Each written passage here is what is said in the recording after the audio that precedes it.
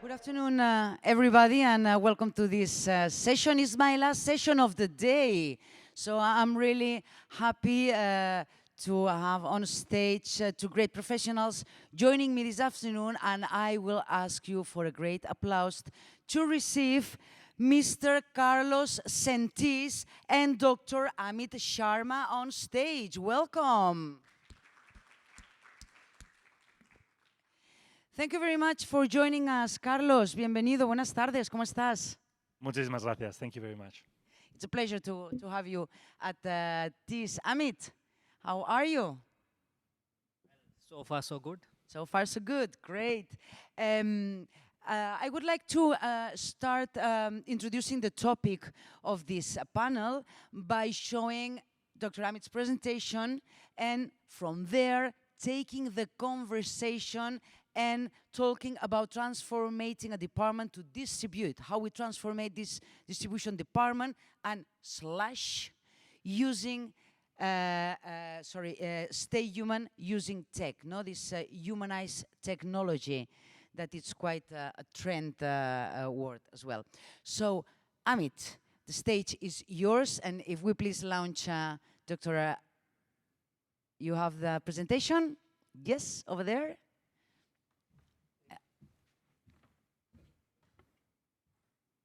And I missed the slides. El pasador de diapositivas, por favor. Si nos lo podéis acercar, gracias.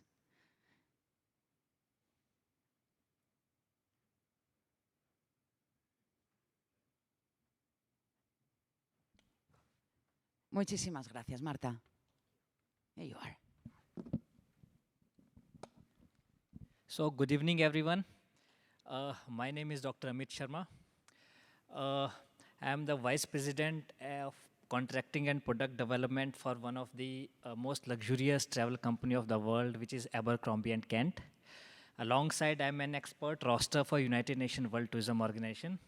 And I did my PhD in Sustainable Development, so I'm an academician too, and trying to do few research areas and trying to teach in few of the universities in few of the countries. So when this topic was presented to me, I tried to understand that how this is related to the consumer behavior. Now, consumer behavior is such a word that it is changing day by day, and especially post-COVID time, it is changing almost every day, every week. I'm saying this because when we are interacting with the clients or we are making products for them, whatever the requirements they had today, it may vary after a week, and it may go again on the different tangent day after tomorrow or day after week. So starting from their priorities, living in the best of the hotels, having best of the food, now their priority has changed to going for the wellness, going for the small boutique hotels, going for the isolation, being close to the nature. And that's how this transformation in all the departments, including product, PR, communication, marketing, and customer operations comes handy. I'll tell you the reason why. So, in all the department, what is the similarity? Let's start with that. The similarity is all are qualitative in nature. That means these are quality oriented and intangible in nature. If you spoke to some customer care person, you may like it, you may not like it. Based on the tone of the person, based on the solution provided, you may like it. You may not like him or may dislike him. Same goes for the communication and the marketing. If you like a flyer, you like it. If you don't like it, you don't like it. And his area of interest may be different from her area of interest. So it is an intangible nature. So he may like it, she may not like it, based on her area of interest. And next is, so the qualitative and intangibility varying along with the type of the customers, which we all are handling in the tourism industry? The simple answer is yes. It is variable. My areas of interest may be different from her area of interest. So, what brings us here that when we are talking about customer care, product development, marketing, how do we need to focus on the customers? Do we need to have one size fits for all? Answer is no. So what do we need to do? We need to go back to the schools. We need to see what kind of customers is a target audience. Like, say, we have, this shot has been taken from one of the book. We have the people who love holidays. We have the people who love health and sport. We have the people who are into the business arena. Few people are visiting friends and relatives. And then few are for convention and few of the sales trip. And from the business side, it could be incentive trip also. So it's a mix and match. So when you know what is your target audience, you may be able to do the segmentation. If you can do the segmentation, you can go for the qualitative part to the quantitative part. Please remember, nothing quantified does not exist. And this is the thumb rule of any of the business, including tourism industry. So why do we need this segmentation? We need to rationalize the marketing efforts. We need to examine various economic limitations and contribution to formulate the policy for our own industry, our own company. So these are seems theoretical, or actually these are theoreticals. We might have read in college and universities, but how these are related to real-time world, real-time business, real-time tourism industry. So the answer is, when you know the consumer behavior, you can define the top line, the bottom line of your business, how demanding the customers could be, how competitive the market could be, and the strategies can be made by using those consumer behaviors with the indicator studies. And what could be the outcome? How many days the person would want to stay? It could be 1 week, long haul, it could be visiting friends and family. Now, what could be the demand factor? Luxury tourists are having different set. The person who is on the economy segment maybe have different demand and supply set. And business travel, they have different requirements altogether. They may not be able to use the all facilities of the hotel, but they need best of the Wi-Fi. They need good breakfast, they need good dinner, and that's all. They may or may not be able to use the gym, they may not be able to go for the spa because they have own business commitments. So, how these variations are impacting in our side of the business. Based on my little experience of the industry, I can say we make our product line based off these segregations, these indicators. What is the paying propensity of the customer? We'll make the product line in accordance. What is the price competitiveness in the market? Same package for Spain is being sold in X euro. We cannot sell that X plus 10% or 20%. That is how the consumer behavior comes handy. Marketing strategies and the communication management, which flyer, when to go, where to go, do we need to have holidays in place? Those things are the outcome indicators, and we can only have it when we have this segregation in line. We understand this segregation. And quickly, how these things can be quantified. This is very theoretical, but still very handy when we talk about the strategies, business strategies in our industry. It's a continuous process. Till the time you won't collect data, how happy you have been with the services, good, bad, happy, excellent. So based on the rating 1 to 5, we customize the data and there are set formulas for it. So which is beyond the discussion at the moment, and making adjustment and taking the corrective actions. So based on these result-based monitoring, we define our strategies, we define our target market, we define our process, we define our people, and we do the promotion in accordance. Now, by focusing on the target market goal, we can quantify the qualitative aspects of the business, which is product, PR, communication, marketing, and the customer operations. Once things are quantified, it will be easy for the stakeholders, it will be easy for everyone to decide on their policies. Now the next discussion is staying human using tech. So I am leaving to her, like how should we take it forward, and it's open for the discussion. Thank you. Thank you very much, Amit. So let's go for for another point of view, right, Carlos? So that was great. I mean, your presentation. Thank you for sharing some really clues about that. Your presentations are always great, and I always see people taking pictures of the screen because the schemes that you show us, they are very clear of the message you want to share with us. But let's go way around and let's have Carlos' view on the subject. Well, thank you very much, and thank you all for being here. As I see how professional and technical and extraordinarily focused he is, I'm going to be completely all over the place and just share some ideas that I believe can be useful, but are more focused on the human part and some trends that we see in the job market that are applied to how do we operate our own companies. Okay, so the first thing I will say is that we work as a consultant company that focuses on leveraging optimally your resources so you can maximize your growth, and that would be here not only attracting tourists, but also focusing on profitability, but also how can you maximize positive impact in the world. So the idea is that you use your employees, you use your partners, you use your customers as well, your loyalty programs, every possible resource that you have, you activate it so you can maximize the positive impact in everything related to sustainability, but also helping communities, helping educate, helping empower people, provide health, anything that you can do with the power of your hotel, your airline, your destination, anything you can do to make things better, you make it in a way that is profitable for you.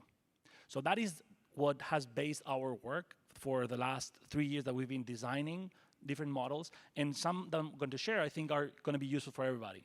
The first thing is to understand that right now, we normally work in silos. So you have, in your company, you have different departments, and you have people that are normally not even talking to each other, and you have also different sectors. And even inside of the tourism industry, you have a lot of different niches, and people don't talk. The problem is that there's an incredible amount of value that you can create when you start talking to the other departments or to the other people. So we were talking about different parts that can be quantified.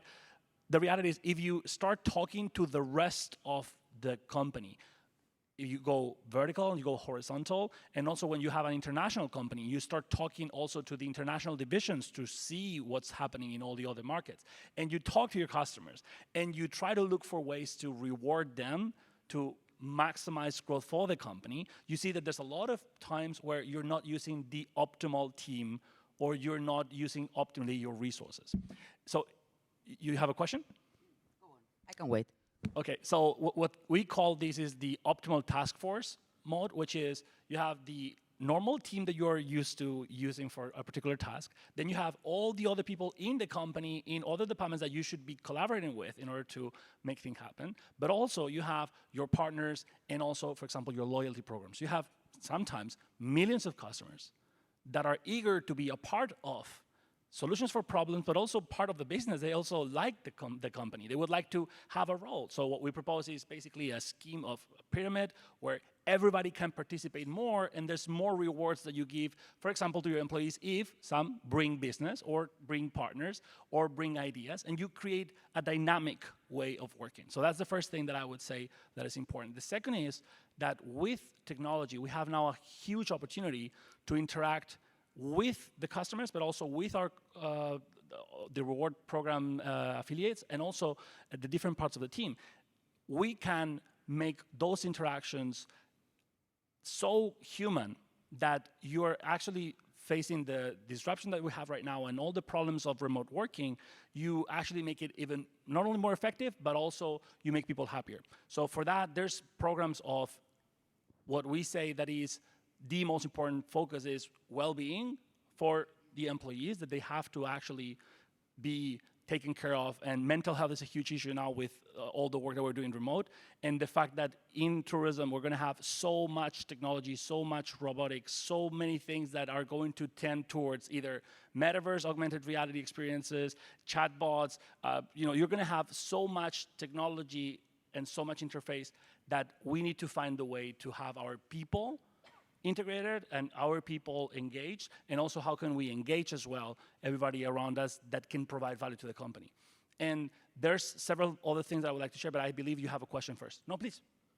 No, I was thinking that you are not just talking about breaking silos of information and trying to get the different departments m- to communicate more and better.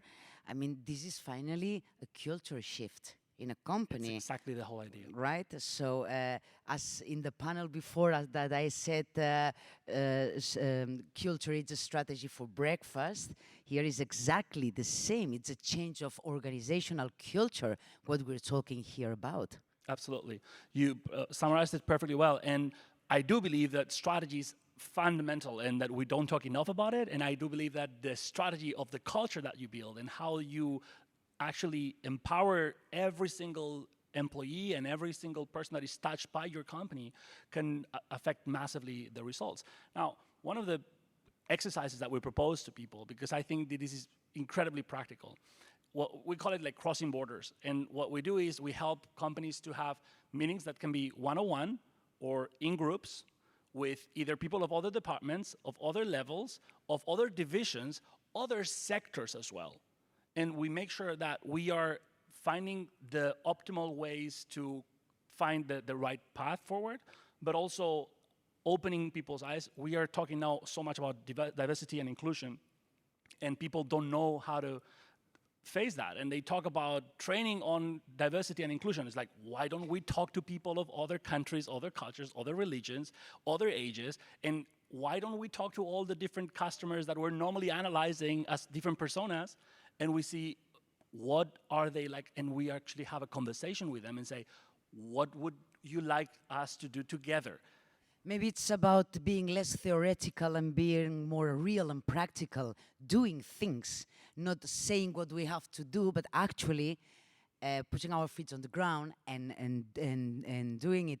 Amit, your presentation is as well a culture shift. I mean, what you're showing us is what he's showing, what Carlos is sharing with us is this change of understanding the company in different areas and finding the way to have a fluid communication with the objective of growing a better company, a better organization, more profitable, more social, more sustainable, whatever the objective is. So this is a cultural change, isn't it?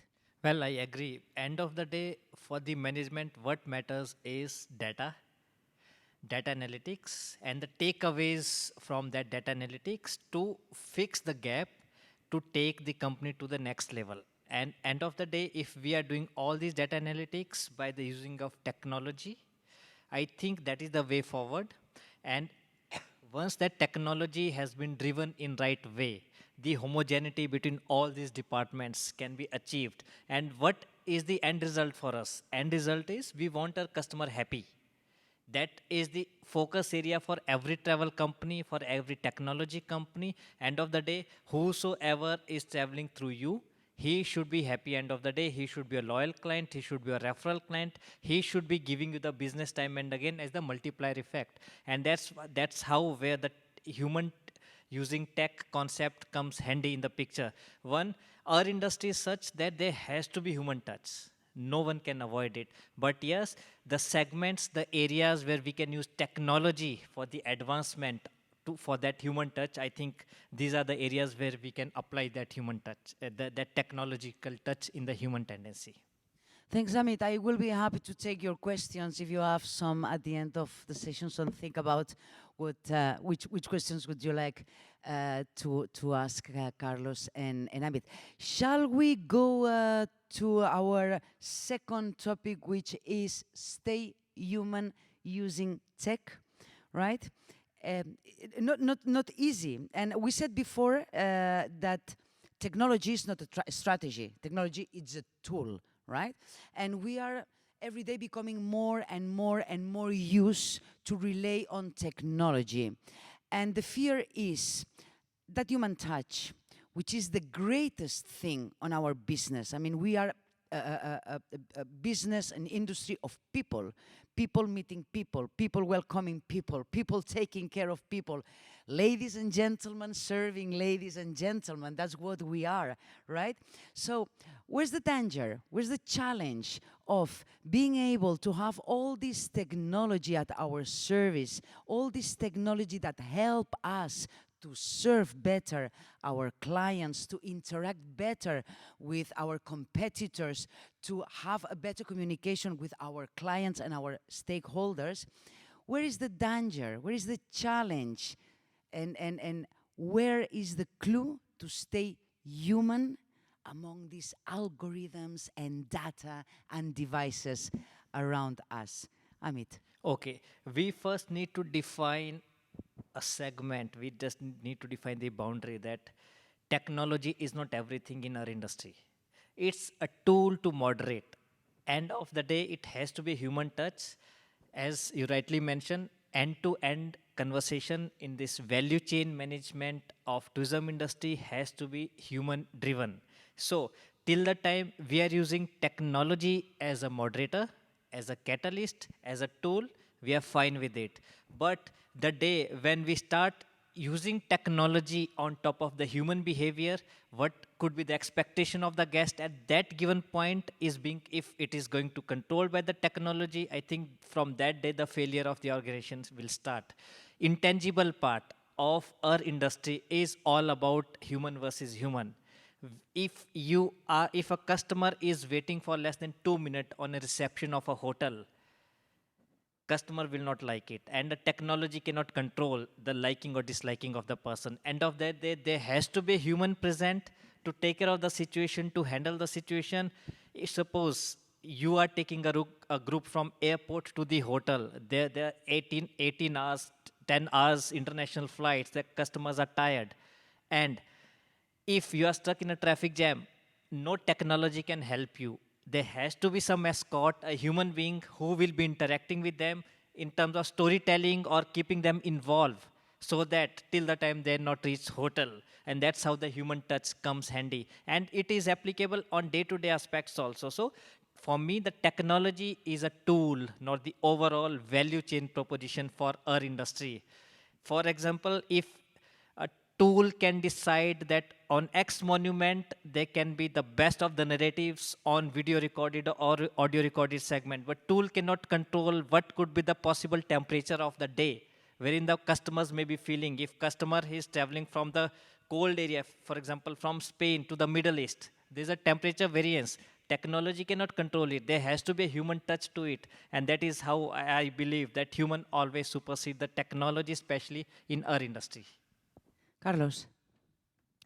Well, you were asking about the dangers, and quite frankly, I believe there's a lot of dangers. And I think one very, very important thing that we all should be aware of is the fact that 50% of jobs are going to change due to technological disruption.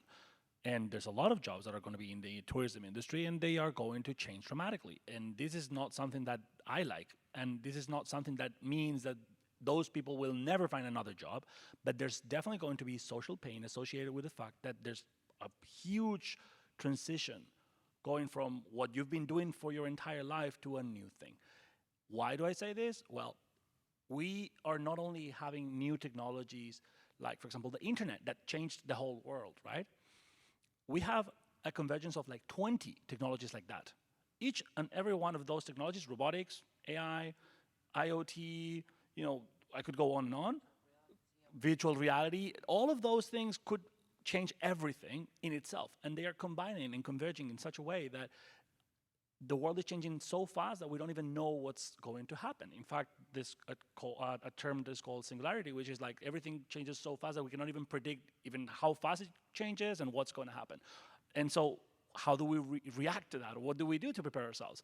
Well, the first thing is that we need to understand that everything is going to be disrupted so much that we need to have zero expectations or zero assumptions of the world continuing to be the way it used to be. And this idea of recovering pre-pandemic is like, well, maybe the whole industry has changed forever. The idea that, for example, you are going to continue having the same level of events that are physically happening when a lot of companies don't think it's necessarily anymore. And when you have a really solid virtual reality environment, there's a lot of times that people are not going to really need to travel. And there's a lot of things that are associated to traveling that are not so pleasant, right? You have to go to the airport and there's controls, and there's so many limits because reality is annoyingly limited. Virtual reality, you can fly, you can do all sorts of things, right? And so the problem is that many times we just assume that the world is going to continue to be the way it was. And what I would say in terms of danger is, let's assume that maybe there's new technologies or there's new situations socially that disrupt everything, like the entire industry. Maybe OTAs are gone, or maybe, for example, a lot of the jobs that exist right now in the industry are gone. I'll give you an example. Even for example, in Microsoft, they are now working with Accenture, and they have built an entire virtual space where they are having a lot of meetings, and most of their communications are happening in that metaverse. And there's a lot of conventions and events that may not even happen anymore in the physical space. So the way to react to that is, first of all, understanding that we cannot have expectations, that maybe we have to shift, and there's going to be new niches and new spaces. And you were saying very well, it is a human industry. It is the most human, or one of the most human industries that there is. But the question is, what can we do to leverage optimally the technology that exists so you can better serve your customers and you use it as a catalyst to improve everything that you do for them, and also to optimize your costs and to make things as profitable as possible. But also, we need to see where to put the limit. An example is, in China, you already have hotels that have no personnel at all. It's all robots. And you just log in, and you have this facial recognition tool, and you just go there, and you have already paid. And you have robots that take the, whatever you want to your room. And this is not going away at all, because there are good things about that in terms of business. And some customers don't really want to have people, because not every single person in the tourism, chain is going to treat everybody the way they expect. Sometimes you have negative experiences with humans. So what we need to do is to train our people and everybody that is going to be in touch with any customer ever to be the nicest, the warmest, the most valuable, the most useful possible. And I think that requires training, that's culture, that is also diversity, that is also respect to people, and that is also understanding that there's going to be less people, that those people really have to be really taking a huge load of all the needs of human touch, because a lot of the other parts are going to be taken, done by things that are going to be automated. A couple of hours ago, I had a very nice debate with a colleague, and I was sharing with him that I believe that product became a commodity when we found out that experience was much nicer, and experience have become a commodity when we feel that the values are over experience. And I was telling him that I think that now it comes the time of technology, and everybody, we are so excited about technology, but in a few minutes, days, or weeks, or months, or years, technology will become a commodity, and then will be the human value again. So my advice, my personal advice is, use as much technology as you want, make it as much comfortable for your guests as you can, but don't forget that the real value of the future is the human touch in our industry. I don't know in any other, but in our industry, in a few, whatever time, human interaction will be the value that makes you different from the rest. I don't know if you share this with me. We do. If I may, it's just a very, very short comment, sorry. You mentioned values. I think that we are in a complete shift of humanity, and we are moving towards the impact economy, where almost every person is expecting to make an impact, or every employee is expecting their company to be more purpose-driven, and every organization needs to either do it because they are demanded to, or because they actually care. And so what we're proposing is the change of the industry towards more human. an industry that is focused on impact, championing the sustainable development goals, basically empowering every traveler to make an impact when they travel. And it's a very simple example. If you're traveling and it says you're going to this destination, would you like to use part of your time to do this thing locally? And oh, by the way, I'm going to give you a recognition of friend of tourism of Kenya, or I'm going to give you a free visa, or I'm going to give you whatever reward. The idea is that you have 1 billion travelers, let's say way less, I don't care, whatever amount of travelers you have, if you present them with the option of actually living a transformational, educational, impactful experience, they're absolutely going to choose that. And if you don't allow them to do that, many times they're going to feel empty because the idea of just showing pictures on Instagram is another commodity as well right now.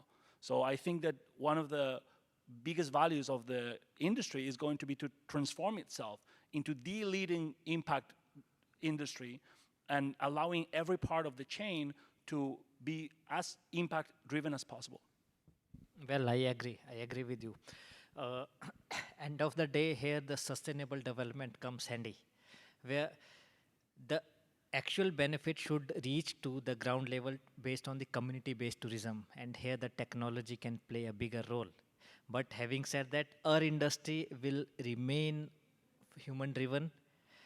We contribute the 10% of the GDP of the world, wherein every 10th person of the world globally is directly or indirectly associated with tourism and hospitality industry. Even if we are trying to, take few parts out of that value chain with technology, the human touch will remain there forever. That's what my take about the industry is, and especially the product, communication, marketing, and customer operations. In our industry, there is no set formula, 1 + 1 = 2, no set formula that E is equal to MC square has to be there every time. So every day, 1 + 1 could be 4 also, it could be 11 also. That's how the human touch has to be forever along with the technology. Do we have any questions from our dear audience? Ladies? Gentlemen, do we have any question from you? No? All right, then we will close this session with a fast conclusion, and I will ask you the tweet, right? What could we tweet to close this session? Not more than 240 characters. So, Amit, let's close it with your statement, with your tweet. So, technology is just a tool. Humans will remain there in the industry forever to derive the experiences, the value. Carlos. Save the world, make money, be happy. All right, I joined this one. I love it. What I would say though is I believe everybody should focus so much more on impact experiences because there's going to be a huge market for it. So it's not only because it's nice, and also because we as well would like to be useful and have some meaning in life, but also because there's going to be a huge boom in demand for that. So that's the first thing. The second, regarding technology, we have a methodology that is diverge to converge, which is open all the possibilities, see everything that is going on, think of everything that could explode or improve, and then try to see what is the best path for you with technology or without it. And the last thing would be basically focus on your people, because if you treat well your people and your customers, even if you have to change the entire industry, because you know how many companies are changing the business model? You may be, for example, a bank, and now they're offering different things. Companies like MasterCard or whatever, they are having so many new business models. So you may change your business model, but you already have, I don't know how many customers, you can still collaborate with them, or they can still be your customers in something new. If you treat people well, your employees can become your partners in the future. Everybody that is around you can be a part of your future success, and also together you can do much more. Carlos, thank you very much.